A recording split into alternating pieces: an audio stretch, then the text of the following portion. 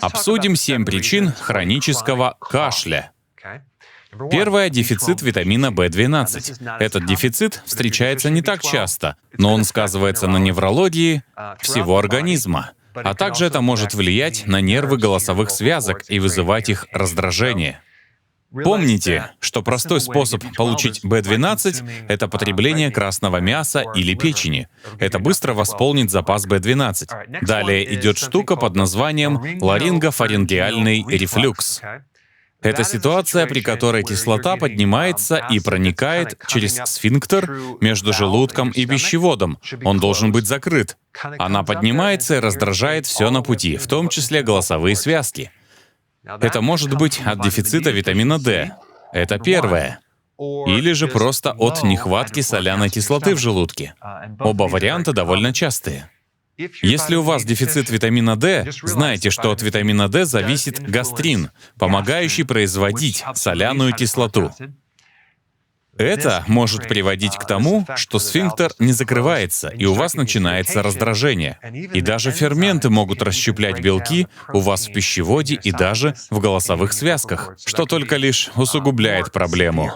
Если у вас нехватка соляной кислоты в желудке и нет дефицита витамина D, а pH в желудке, который в норме должен быть от 1 до 3, равен 4, 5 или 6, у вас в желудке нет сильной кислоты. Этого может хватить, чтобы помешать сфинктеру над желудком закрываться и позволить кислоте подниматься и раздражать вам горло.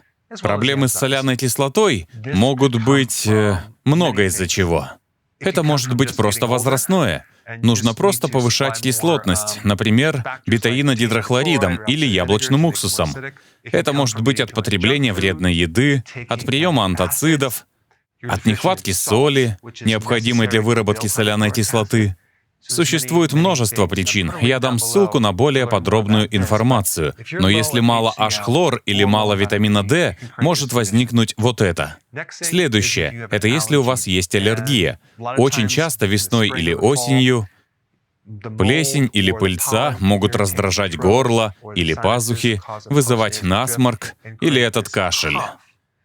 Если же это длится весь год, вызывать кашель может плесень где-то у вас в доме. Любопытный момент насчет аллергий. Если повысить кислотность в желудке с помощью бетаинодидрохлорида или яблочного уксуса, это может помочь с аллергией, сделает ее менее острой. Далее, увеличенная щитовидка. Если ваша щитовидка увеличена или у вас зоб, она может давить на горло и вызывать першение. Иногда смотришь на человека и видишь, что у него отек вокруг щитовидки, а он даже не в курсе. Ему нужно срочно провериться. У меня и об этом есть видео. Следующее — вирусная инфекция. Может быть так, что вирус у вас был когда-то давно, и он снова активен, ведь вирусы бывают спящими, иначе говоря, латентными. Они могут активироваться при стрессе или при каком-нибудь дефиците, например, витамина D или цинка. И это может привести к вирусной инфекции в горле или верхних дыхательных путях.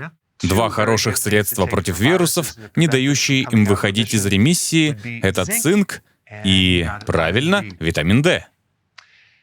И номер 7, пожалуй, самая частая причина хронического кашля — это дефицит кальция. И, кстати говоря, он может у вас развиться из-за нехватки соляной кислоты, потому что для усвоения разных элементов среда в желудке должна быть очень кислой, особенно для кальция. Если у вас дефицит кальция, это может вызвать легкие спазмы в голосовых связках, что приведет к хроническому кашлю. Я всегда рекомендую лактат кальция людям с хроническим кашлем. Если у вас нет чего-то еще из этого списка, я рекомендую лактат кальция. Он должен быстро решить проблему. Итак, вот они, 7 причин хронического кашля. Если вам понравилось видео, пожалуйста, подпишитесь на канал, чтобы не пропускать новые видео.